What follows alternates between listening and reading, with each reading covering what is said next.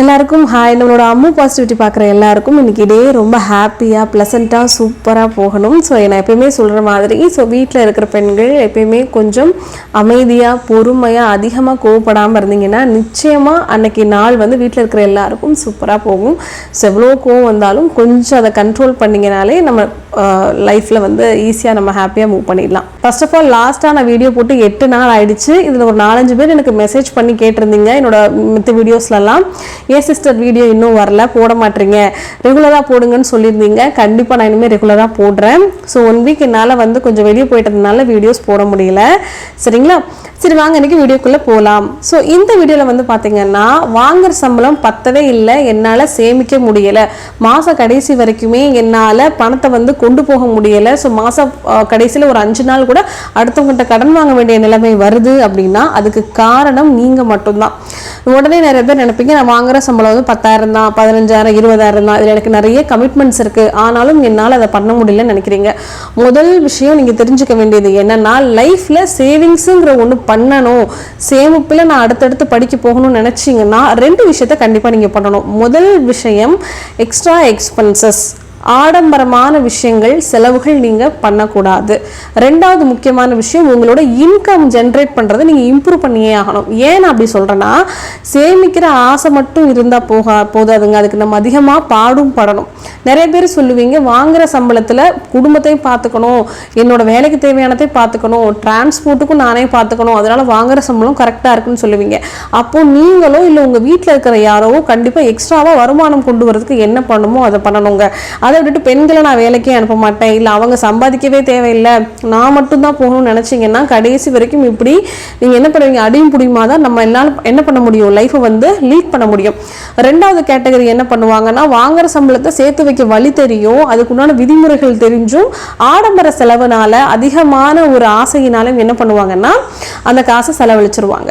So இது 2 விஷயத்தை மட்டுமே நம்ம சரி பண்ணிக்கிட்டா போதும். ஃபார் எக்ஸாம்பிள் பார்த்தீங்கன்னா நான் சேவிங்ஸ்குள்ளே போகும்போது அது நான் 12,000 ரூபாய் என் ஹஸ்பண்ட் சம்பளம் வாங்கும் போதும் சரி, அதிகமான சம்பளம் வாங்கும் போதும் ஒரே ஒரு விஷயத்த நான் சேஞ்ச் பண்ணவே இல்லை.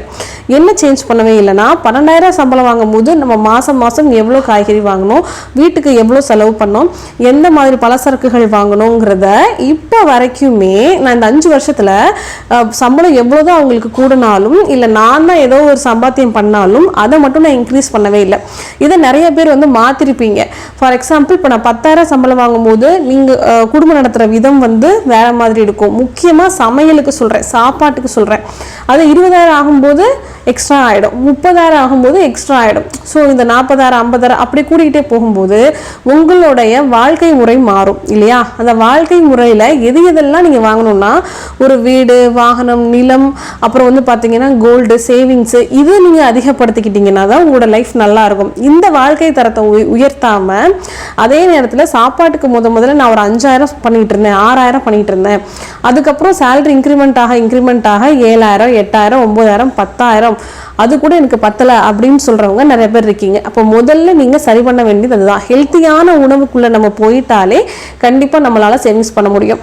ஏன்னா நிறைய பேர் லாஸ்ட்டாக இதுக்கு முன்னாடி ஒரு கமெண்ட் பண்ணியிருந்தீங்க, நான் என்னோட சமையலுக்கு பட்ஜெட் போட்டிருந்தேன், அதில் சொல்லியிருந்தீங்க ரொம்ப கஞ்சத்தனம் பண்ணிங்கன்னா உடல் நலம் கெட்டு போயிடும் அப்படின்னு சொல்லியிருந்தீங்க. ஆக்சுவலாக உடல் நலம் கெட்டு போகக்கூடாதுன்னா நம்ம பட்ஜெட் போடணும். முக்கியமாக சாப்பாட்டுக்கு நம்ம பட்ஜெட் போட்டு தான் ஆகணும். ஏன் அப்படின்னா ஹெல்த்தியான உணவுகள் எங்கேயுமே காஸ்ட்லி கிடையாதுங்க.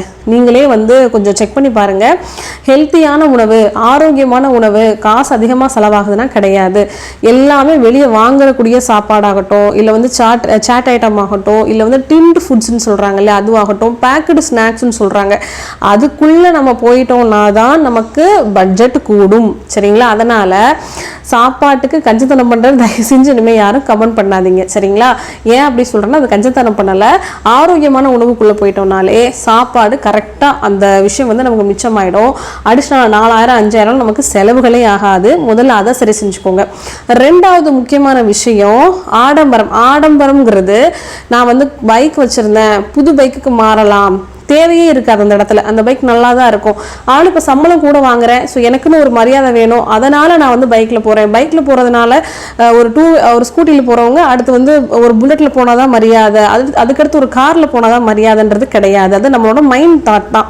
அதில் நமக்கு எந்த பிரயோஜனமே இல்லை. அடுத்தவங்க நம்மளை பற்றி என்ன நினைக்க போகிறாங்கன்றது பிரயோஜனம் கிடையாது. ஸோ அதை வந்து நம்ம சரியான ஒரு விஷயமா பண்ணிக்கணும். தேவைகள் இல்லைன்னா அந்த மாதிரி ஆடம்பர விஷயத்துக்குள்ளே போகக்கூடாது. உடையாக இருந்தாலும் ஆடம்பரமான விஷயத்துக்குள்ளே நம்ம போகக்கூடாது. தேவையில்லாமல் ஒரு 10,000 20,000க்கு சேலை வாங்கி அதை நம்ம பீரோக்குள்ளே வச்சோம்னா ஆத்திர அவசரத்துக்கு அதை கொண்டு போய் அடகு வைக்க நம்மளால முடியாது. அதே 20,000 நம்ம வந்து ஒரு கோல்டு காயின் வீட்டில் வாங்கி வச்சா கூட நல்லா பாருங்க, கஷ்டத்தப்போ நமக்கு நிச்சயமா யூஸ் ஆகும். அதே மாதிரி இது வரைக்கும் நான் சேவிங்ஸே பண்ணலன்னு நினைக்கிறவங்க ஃபர்ஸ்ட் வந்து தயவு செஞ்சு உண்டியல் வந்து வீட்டில் வாங்கி வைங்க. ஏன் நான் அப்படி சொல்றேன்னா, என்னோட ஸ்டார்டிங் ஸ்டேஜில் நான் வந்து பட்ஜெட்டிங்னா என்னென்னே தெரியாமல் இருக்கும்போது, சேவிங்ஸ்னா என்னென்னே தெரியாமல் இருக்கும்போது முதல்ல நான் வாங்கினது ஒரு உண்டியல் தான். அந்த உண்டியலில் நான் சேர்த்து வச்ச அந்த காசு, சேர்த்து வைப்போன்னு சும்மா விளையாட்டுத்தனமாக சேர்த்து வச்ச அந்த காசுனால என்னால் ஒரு கஷ்டத்துக்கு ஒரு எமர்ஜென்சியான சுச்சுவேஷனுக்கு ஒரு சிலிண்டரை மாற்ற முடிஞ்சிச்சு. புரியுதுங்களா? ஒரு சிலிண்டர்னால் ஒரு 1500 ரூபா கொடுத்து அந்த சிலிண்டரை வந்து என்னால் மாற்ற முடிஞ்சிச்சு. அதுக்கு அன்னைக்கு நான் 2 ரூபா 5 ரூபா 10 ரூபான்னு சேர்த்து வச்ச அந்த காசு வந்து எனக்கு உதவி செஞ்சிச்சு. ஸோ அது வந்து லைஃப்பில் எனக்கு கிடைச்ச ஒரு பெரிய லெசன் தான். சிறுக நம்ம சேர்த்தாலும் நமக்கு ஏதாவது ஒரு கஷ்டத்தப்போ நிச்சயமாக அந்த காசு வந்து உதவும். ஏன்னா அடுத்தவங்க கிட்ட நம்ம எல்லா தடவையும் காசுக்காக என்ன பண்ணக்கூடாது, போக முடியாது, வாங்க முடியாது. அதனால தான் நான் திரும்பவும் சொல்கிறேன், இந்த 2 விஷயம், ஆடம்பரமான விஷயத்த சுருக்கிக்கணும், அதே மாதிரி சம்பாத்தியத்தை அதிகப்படுத்தணும்னா ஏர்னிங்ஸை கொண்டு வரணும். அப்போ எல்லாரும் கேட்பீங்க, அப்போ என்னதான் பண்ணுறது, நாங்கள் நிறைய பேர் படிச்சிருக்கோம் ஆனால் வேலைக்கு போக முடியலன்னு சொல்லுவீங்க. அப்படிலாம் கிடையாது. 4 மணி நேரம் நான் கூட நீங்கள் தாராளமாக இப்போ 2 பசங்களும் வேலைக்கு ஸ்கூலுக்கு போயிட்டாங்கன்னா ஒரு 4 ஹவர்ஸ் கூட நீங்கள் வெளியே ஒர்க் பண்ணலாம். இல்லை சில பேர் 8 மணி நேரம் கூட வெளியே ஒர்க் பண்ணலாம். எந்த தொழில்னாலும் உங்களுக்கு தெரியுதுன்னா நீங்கள் பண்ணலாம். இல்லை வீட்டிலே வந்து பார்த்தீங்கன்னா கேண்டில் மேக்கிங் பண்ணலாம், சோப் மேக்கிங் பண்ணலாம், சாரீ வாங்கி பிஸ்னஸ் பண்ணலாம், இன்னர்ஸ் வாங்கி பிஸ்னஸ் பண்ணலாம். இப்போ ஆன்லைனில் நீங்கள் ஜுவல்ஸ் வாங்கி பிஸ்னஸ் பண்ணலாம். வீட்டில் கூட நீங்கள் வச்சு பிஸ்னஸ் பண்ணலாம். பண்ணணுன்ற ஐடியாவோட இருந்தீங்கன்னா எதுனாலும் பண்ணலாம். வீட்டில் இல்லை உங்களுக்கு வந்து ஃபுட் ஐட்டம் தான் பண்ண தெரியும்னா அது கூட நீங்கள் வீட்டிலையே பண்ணலாம். நம்ம பண்ணணும்னு ஒரு முடிவு எடுத்துட்டோம், ஒரு சம்பாதிக்கும் ஒரு வைராகியம் வச்சுட்டோம்னா நிச்சயமாக நம்மளால் ஏர்ன் பண்ணி இன்க்ரீஸ் பண்ண முடியும் சேவிங்ஸை. அதே மாதிரி கடன் அதிகமாக இருக்குன்னு நினைக்கிறவங்களும் பண்ணக்கூடிய தப்பு என்னன்னா, அதிகமான சம்பளத்தை தேடி போங்க, அதிகமான வேலை வாய்ப்புகளை தேடி போங்க. ஒரு வேலைக்கு 2 வேலை பாருங்க, தப்பு கிடையாது. வீட்டில் இருக்கக்கூடிய பெண்களும் ஏதாவது ஒரு வேலை செஞ்சு டக்குன்னு அந்த கடனை அடைச்சிட்டோம் அப்படின்னா அதுக்கப்புறம் நம்மளால சேவிங்ஸ் பண்ண முடியும். கடன் இருக்கும்போது நிச்சயமாக நம்மளால சேவிங்ஸ் பண்ண முடியாது. ஆடம்பர செலவுகளை குறைச்சிட்டோம் அப்படின்னாலே நம்மளால நிச்சயமாக சேவிங்ஸ் பண்ண முடியும். இதுதான் விஷயம். பட்ஜெட்டிங் நம்ம சரியான முறையில் பண்ணணும். அதுக்கப்புறம் ஆடம்பர செலவை குறைக்கணும்.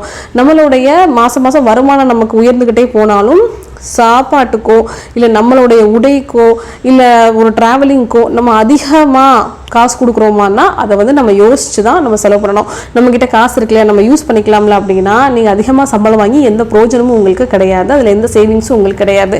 கடைசியில் பணத்தை மிச்சப்படுத்திட்டோம்ப்பா, அதை நம்ம என்ன பண்ணணும் அப்படின்னா, இன்றைக்கி மியூச்சுவல் ஃபண்ட்ஸில் நிறைய விஷயங்கள் இருக்குது. மியூச்சுவல் ஃபண்ட்ஸை எனக்கே இந்த 3 வருஷமாக தான் எனக்கு தெரியும். லாஸ்ட் 3 இயர்ஸாக தான் எனக்கு அதை பற்றி தெரியும். கம்மியாக பணம் சேர்த்து வைக்க முடியுங்கிறவங்க சீட்டு போடுங்க. கொஞ்சம் அதிகமாக பணம் சேர்த்து வைக்க முடியும், ஒரு 3000 5000 வரைக்கும் என்னால் சேர்த்து வைக்க முடியும் அப்படிங்கிறவங்க மியூச்சுவல் ஃபண்ட்ஸ் போடலாம். ஏன் மியூச்சுவல் ஃபண்ட்ஸில் 500 1000 கூட ஸ்டார்ட் பண்ணுறவங்க இருக்காங்க. அதை நீங்கள் கூட தாராளமாக பண்ணலாம். இல்லைனா ஆர்டி அங்கே பக்கத்துலேயே இருக்கிற உங்களுடைய பேங்க் இருக்கும்ல, அங்கே போய் கேளுங்க. அங்கே வந்து என்னென்ன மாதிரி இதெல்லாம் இருக்குன்றதை நீங்களே கேட்டு 500 1000 கூட நீங்கள் என்ன பண்ணலாம், சேர்த்து வைக்க உங்களால் முடியும். ஸோ இந்த மாதிரி மெத்தடில் கூட நம்மளால் தாராளமாக சேவிங்ஸ் பண்ண முடியுங்க. ஸோ இன்றைக்கி நீங்கள் ஒரு முடிவெடுங்க, என்ன பண்ண போகிறோம், நம்ம இப்படியே இருக்கக்கூடாது, அதுக்கடுத்த லைஃப்பை நம்ம லீட் பண்ணுறதுக்கு என்ன ஸ்டெப் நம்ம லைஃப்பில் எடுக்க போகிறோங்கிறத யோசிங்க. அந்த விஷயத்த உங்கள் கூட ஹஸ்பண்ட் கூடயோ இல்லை உங்களுடைய பிள்ளைங்க கூடயோ டிஸ்கஸ் பண்ணி அதை நோக்கி ஓடுங்க. உங்களுடைய வாழ்க்கையோட தரத்தை உயர்த்த பாருங்கள். அதுக்காக தான் இந்த வீடியோ நான் கொடுத்தேன். நானும் வந்து நிறைய மிஸ்டேக்ஸ் பண்ணி தான் நான் லேர்ன் பண்ணியிருக்கேன். ஸோ எல்லாரும் மிஸ்டேக்ஸ் பண்ணுறது நேச்சுரல் தான், ஆனால் அதை லேர்ன் பண்ணி நம்ம திருத்திக்கணும் இல்லையா? ஸோ அதுக்காக நான் இன்றைக்கி இந்த வீடியோ உங்களுக்கு கொடுத்துருக்கேன். ஸோ மறக்காமல் நீங்கள் என்ன மாதிரி சேவ் பண்ணுறீங்க, இல்லை எவ்வளோலாம் மாதம் சேவ் பண்ணிட்டு இருக்கீங்க, வேறு ஏதாவது மெத்தட்ஸ் இருக்கா அப்படிங்கிறதையும் நீங்கள் மறக்காமல் கமெண்ட் பாக்ஸில் கமெண்ட் பண்ணுங்கள்.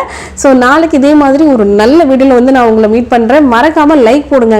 நிறைய பேர் லைக் பண்ண மாட்டேறீங்க. லைக் பண்ணுங்கள், ஷேர் பண்ணுங்கள், சப்ஸ்கிரைபும் பண்ணுங்கள் ஃப்ரெண்ட்ஸ். பாய்.